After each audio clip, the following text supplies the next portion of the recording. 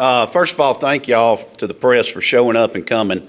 I met with a news station this morning, and we were in Category 4, and then all of a sudden we were notified we're in Category 5, and then Governor Ivey declared a state of emergency.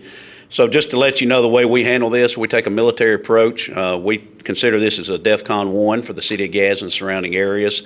And we implemented all of our tactical changes to try to get ready to prepare for a storm. As you know, and as we know, Category 5, especially in Alabama, is catastrophic, and we're preparing for that, praying for the best. So we just had a meeting of all of our leaders, of our 40 leaders throughout the City of Gadsden, our departments, and we have everything in operation first to take care of ourselves and then take care of everyone else.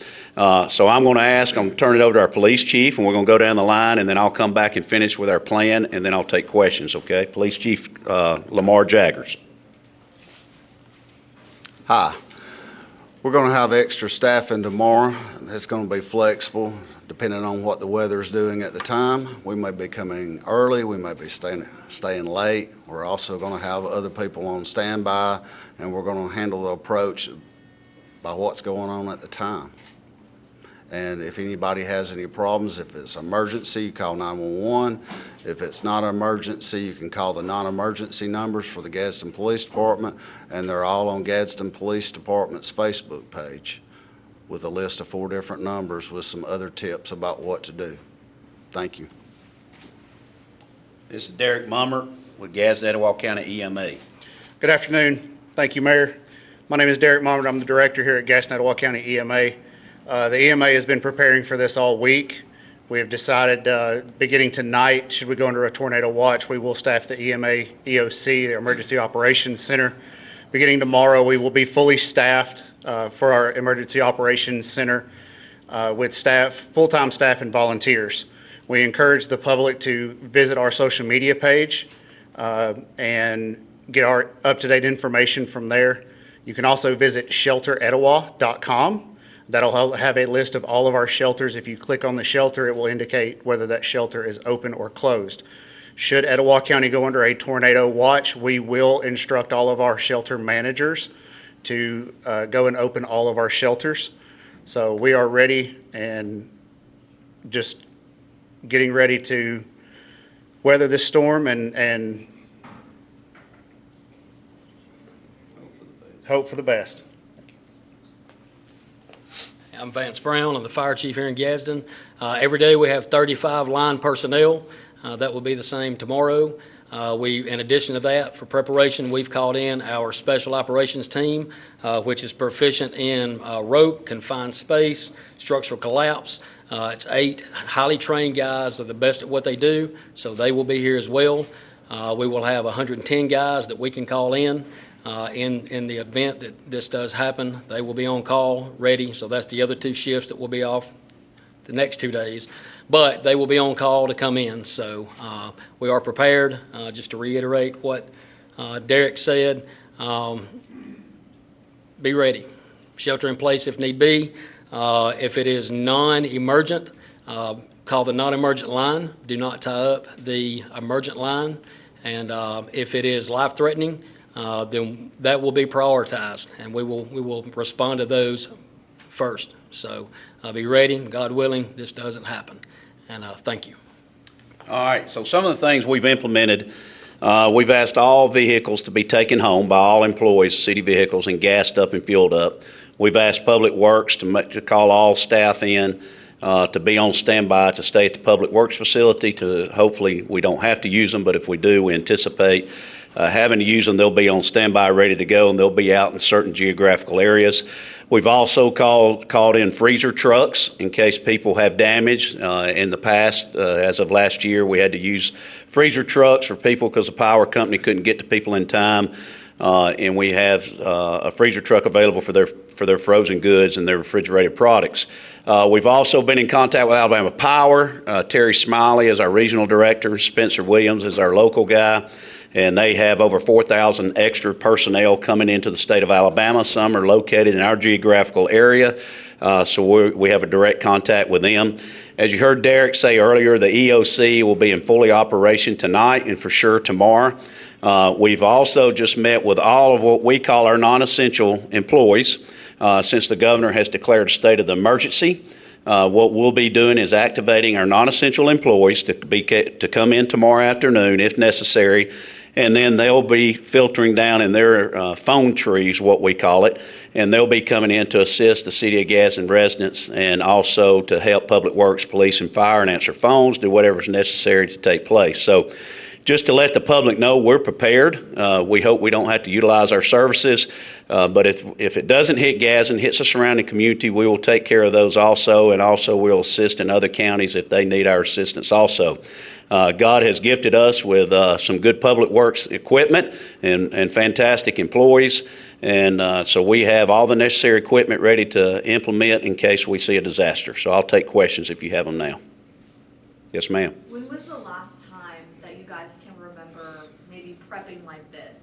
So I'm in the military, and I prep like this all the time. Been in for 34 years, and so when I came into office, unfortunately, we got dumped, waterboarded, right out of the gate with 3 storms in that summer. And I learned a lot. They taught me a lot on how we do things in city government. So it's a little bit just like the military, and we have fine-tuned it, and that's what we met earlier, 30 minutes earlier. So I would say it was 12 to 15 months ago when we had those 3 storms back to back to back. And we did an excellent job. Now, it took us a while to clean up in certain areas. We're unique. Gadsden's unique. We're divided by a river. So sometimes that hurts our fire and police personnel. That's when we have precincts on both sides of the river. But also we have Nakalula Mountain. So sometimes a lot of the storm damage and wind damage, it affects the Nakalula side worse than it affects the other because it comes across the valley up the hill and it takes out a lot of the higher trees and the higher elevation in that area. So we're going to staff a section up there to begin with. So we're excited about that. Mayor, as you said, this is expected to be catastrophic. Even though people, I'm sure, are preparing right now, hoping for the best, a lot of people are nervous right now. What do you have to say to reassure people during this point? Yeah, so first of all, pray. We're all, I'm a man of faith, and I believe if you pray, God hears your prayers. Second of all, as long as you prepare and you train for a disaster, and you implement it, it just comes natural. And we have done that. Our police, our fire, EMA, we have had fire drills per se, as you were in the elementary school. We've also had drills where we pretended we had a F4 tornado, and we went through our process and our steps of what it would take. But I'll let you know, listen, if something happens, I can promise you the City of Gadsden is prepared, and we are ready to implement our forces, our staff, our employees, and all of our employees are on board. We have over 650-something employees for City of Gadsden, and let me tell you, they're some of the finest people, and they're all willing to volunteer their time. And not only that, did Governor Ivey issue a state declaration of emergency allows us to be reimbursed for all of their time. So we want to thank her for doing that, but we are prepared, and we will be there. And we are a caring, giving city. And not only that, when you mentioned earlier, when's the last time a storm hit, we had to call in the City of Hopes Bluffs, the City of Attala, and they came in, help us clear trees, help us clear roads. Mayor Scott Reeves, Mayor Larry Means in Attala. We talk constantly, and all the mayors in Etowah County talk, and we have a group text going on. And if something happens, we'll help each other. Anything maybe on the first responder side of it?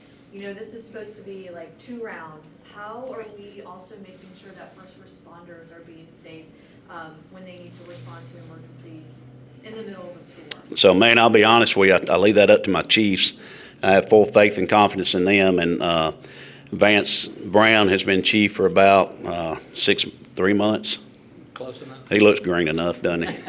And Chief Lamar Jaggears has been chief for how long?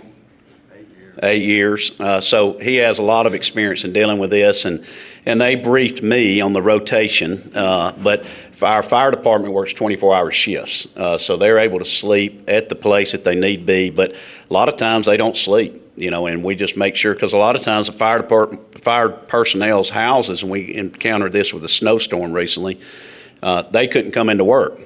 So we had to assist and go get them to the station. So we're prepared. We have a plan in place. How many storm shelters does Gadsden Etowah County? So we have two tornado shelters, and that's a good question because we have what we call pre-shelters for tornado, and then we have post shelters in case one hits.